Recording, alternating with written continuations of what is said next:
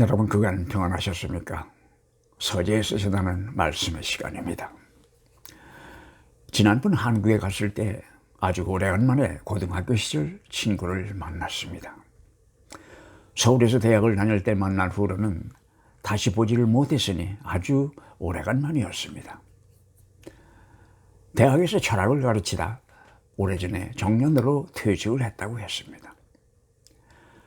그와 더불어 친구들 이야기도 하고 세상 돌아가는 이야기도 하면서 꽤나 오랫동안 이야기를 나누다가 요새는 어떻게 소일을 하느냐고 했더니 낚시를 즐긴다고 했습니다. 그래서 나는 속으로 역시 대학에서 철학을 가르치던 사람 같은 취미를 가졌다는 생각을 하고 있는데 그 대신 자기 집사람은 쇼핑을 즐긴다고 했습니다. 자기는 저수지로 낚시를 가면 거기서 마음의 평온을 즐길 수 있어서 아주 좋다고 했습니다. 그런데 자기 부인은 쇼핑을 하면서 스트레스를 푸는 것 같다고 했습니다. 그러면서 쇼핑을 쇼핑 행각이라고 부르는 그의 속마음을 엿볼 수 있었습니다. 자기 부인은 자기가 하는 낚시 같은 것은 지루하고 따분한 것이며 시간을 낭비하는 것으로 생각한다고 했습니다. 그리고 생선이 필요하면 시장에 가서 사는 편이 하루 종일 쭈그리고 앉아서 궁상을 떠는 것보다는 훨씬 실리적이라는 생각을 한다는 것이었습니다. 나는 그 친구의 녹두리 같은 이야기를 들으면서 세상 만사는 그저 생각하기에 달렸다던 옛날에 읽었던 어떤 사람의 글이 생각났습니다. 어떻게 보면 믿음 생활이라고 하는 것도 마찬가지가 아닌가 하는 생각을 하게 됩니다. 그 매주일 드리는 예배라는 것도 그렇습니다. 어떻게 보면 비슷한 것을 반복하는 것입니다. 600곡이 넘는 찬송이 있기는 하지만 그거 다 부르는 교회나 교인들은 없습니다. 장로님들의 기도도 자세히 들어보면 지난주 아니면 저 지난주에 다른 장로님들이 하신 같은 이야기를 반복하는 것이고 목사님들의 설교도 따지고 보면 들러친 것 다시 미어치는 경우가 많습니다. 그러나 믿는 사람들에게 주일날 드리는 아침 예배는 새로운 활로수를 불어넣어주는 중요한 시간이며 하나님을 만나 믿음의 양식을 공급받는 귀중한 시간입니다. 그래서 1시간이 가깝도록 자동차를 몰고 교회에 가는 것이 아니겠습니까? 우리는 같은 것을 보면서도 사람에 따라 그리고 시대에 따라서 또는 내가 지금 처해 있는 처지에 따라서 다르게 느끼게 됩니다. 사람들은 흔히 이런 경우 가치관이 서로 다르기 때문이라고 합니다. 그렇다면 그 가치관이라고 하는 것은 무엇이겠습니까? 내가 가지고 있는 판단의 기준입니다. 그 기준은 어떻게 형성됩니까? 내가 자란 환경과 교육을 통하여서 서서히 형성되는 것입니다. 결국 만사는 생각하기에 달렸지만 그 생각은 그 사람의 됨됨이에서 나오는 것도 사실입니다. 그것을 다른 말로 한다면 지금의 나입니다. 나의 생각, 나의 지식, 나의 느낌, 그리고 내가 가지고 있는 재주, 그런 것들입니다. 사람들은 얼굴뿐만이 아니라 가지고 있는 것들이 각각 다릅니다.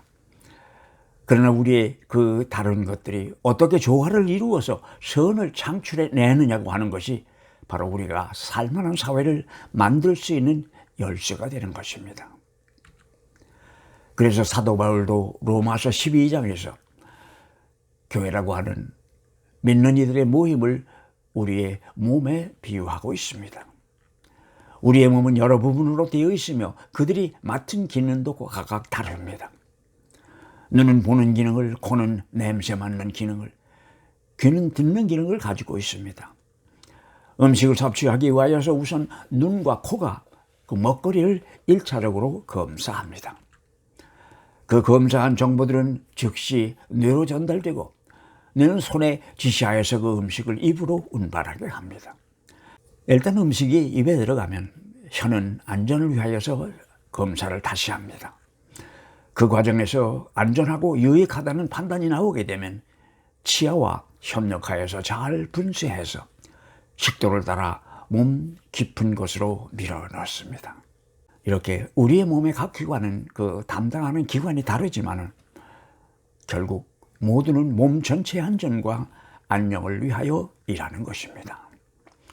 몸의 각 부위가 가지고 있는 최종적인 목표는 건강과 안녕입니다. 어떤 분은 사람의 몸에 붙어있는 맹장이라고 하는 것은 아무런 기능을 하지 않기 때문에 필요 없는 기관으로 생각한다고 하지만, 내가 보기에 우리가 그 기능을 아직 완전히 모르든지 아니면 전에 수행하던 기능이 더 이상 필요 없게 되어서 퇴화된 것이라는 생각입니다. 사도 바울이 이야기하는 몸의 비유는 교회만 해당되는 것은 아닙니다. 그것이 취미 활동을 위한 클럽이든지 교민회 아니면 크게는 한 개의 국가이든지 사람이 모이는 곳이라면 모두 해당되는 원리입니다. 우리는 각 사람마다 하나님께로부터 받은 재능이 있습니다. 믿지 않는 사람들은 그것을 탁월한 재주라고 합니다. 이름만 다르지 같은 것입니다. 그리고 때로는 아주 특별한 것이어서 다른 사람에게는 없고 내게만 있는 것도 있습니다. 영어에서는 이런 경우 유니크라는 단어를 사용하지만 우리말로는 한마디로 번역되기가 어려운 단어입니다. 그런데 사람들은 이런 재주를 갖게 되면 스스로 다른 사람 위에다 자기를 높게 놓으려고 합니다. 연속극 같은 것을 보면 아주 부유한 집안의 자제들이 등장을 하는데 대개의 경우 자신들은 세상에 태어날 때부터 아주 특별한 존재로 이 세상에 온 것으로 착각을 하는 것 같습니다. 그런 조건을 탁월한 재능처럼 생각하는 것 같습니다. 나의 재능은 하나님이 주신 것이라는 생각이 바로 믿는 사람들의 신앙 고백입니다. 그리고 그 재능은 하나님이 주신 과업을 위한 것이라는 두 번째 고백이 있게 되면 자기가 가지고 있는 재능 때문에 시험을 당하는 과오에서 벗어나기가 쉽습니다.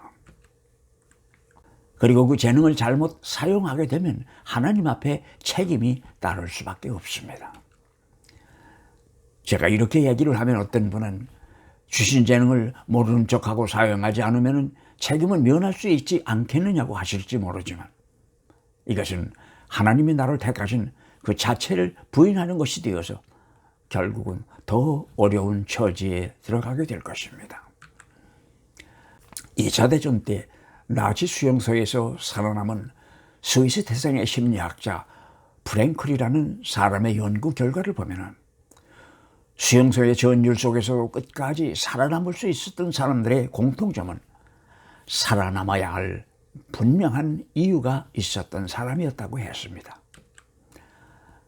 이것은 자신의 생명보다 그 이상의 이유가 매일매일 지옥에서 살아날 수 있는 힘을 공급해 주기 때문이라는 것입니다. 이런 것을 우리는 정신력이라고도 합니다. 그 정신력이라고 하는 것은 바로 믿음에서 오는 힘입니다. 그러니 하나님의 계획 가운데서 나의 자리를 찾는 것은 아주 중요한 일입니다. 그것은 하나님께서 내게 주신 자리입니다.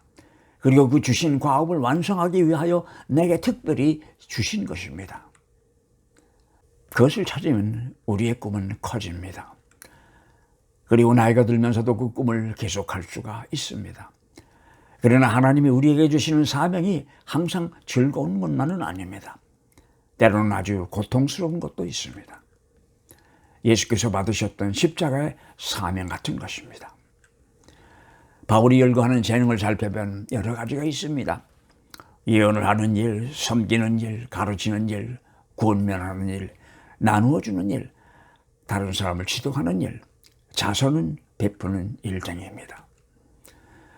여기서 예언하는 재능이라고 하는 것은 점치는 신통력을 말하는 것이 아닙니다.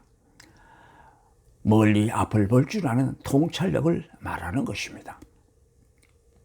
그리고 섬기는 일이란 다른 사람을 도와서 그 사람이 재능을 10분 발휘할 수 있게 돕는 일입니다. 말하자면 비서의 역할 같은 것입니다. 권면하는 일은 잘못되고 있는 사람을 타이르는 것입니다.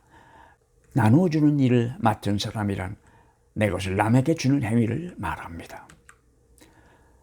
그럴 때 사도 바울은 순수한 마음으로 해야 한다고 했습니다. 어떤 숨겨진 목적이 뒤에 있어서는 안 된다는 것입니다. 그리고 자선을 베푼다고 하는 것도 마찬가지입니다. 사도 바울은 기쁜 마음으로 할 수 있어야 한다고 말합니다. 왜냐하면 아까워하거나 바라는 것이나 대가가 있어서는 시작한 좋은 의미가 없어진다는 이야기입니다. 스스로 자기의 재능을 찾고 그 재능이 필요한 곳을 찾게 되면 우리의 삶 전체가 바뀔 수도 있습니다. 슈와이처 같은 사람은 원래 신학을 공부한 신학자였습니다. 그는 음악에도 조예가 깊었고 박사학위만 해도 여러 개를 가지고 있을 정도의 여러 방면에 재주가 많고 능력이 있었으며 그의 환경도 이를 충분히 뒷받침할 수 있는 그런 사람이었습니다. 그러나 그는 마지막으로 택한 것이 아프리카에 가서 섬기는 일을 위하여 의학을 공부했던 것입니다. 믿음 생활이란 예수를 따르는 것입니다. 주일 아침 1시간 예배로 되는 것이 아닙니다. 예수의 십자가는 교회를 세우기 위한 것이 아니었습니다. 믿는 이들만을 위하여서 예수가 십자가에 달린 것도 아니지 않습니까? 예수의 십자가는 세상을 구하기 위한 하나님의 방법이었습니다. 사도 바울은 로마서 12장 1절에서 우리의 몸을 하나님께서 기뻐하시는 산 제사로 드리라고 말합니다. 여기서 산 제사라고 하니까 아브라함과 이삭을 생각하십니까? 산 제사라고 하는 것은 우리의 삶을 말하는 것입니다. 그러면서 사도 바울은 시대의 풍조를 본받지 말라는 경고를 잊지 않고 있습니다. 그러니 중요한 것은 그리스도의 마음을 따라 살려면 그리스도 안에 있어야 한다는 것입니다. 왜냐하면 그것만이 예수의 눈으로 세상을 보고 판단할 수 있는 길이기 때문입니다. 여러분, 같이 해주셔서 감사합니다. 다음 주일 저녁 8시에 다시 뵙겠습니다.